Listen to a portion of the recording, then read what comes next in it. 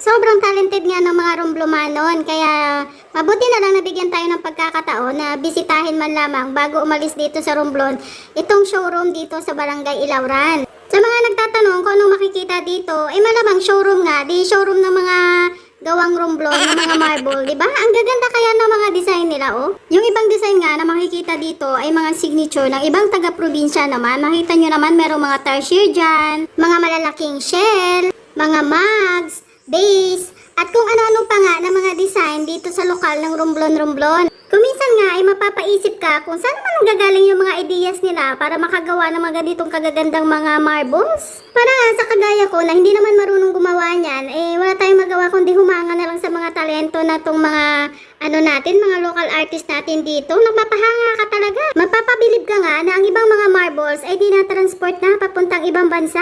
Ay talaga namang mapapawaw ka. Mapapasana L ka na lang.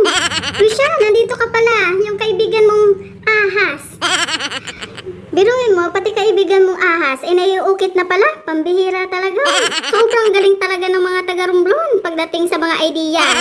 Baka magtanong pa kayo ng presyo sa akin at hindi talaga ako nagtanong ng presyo dyan kasi nga wala naman dala akong pera. Gusto ko lang talagang tumingin at mag-discover ng mga iba pang showroom dito na pwedeng bilhan ng mga marbles natin. Sa katabi nga niyan ay merong groceryhan at kainan na pwede nyong bilhan ng pagkain at merienda. Kaya naman maraming pumupunta dito. O siya, makikain na rin tayo. Bye!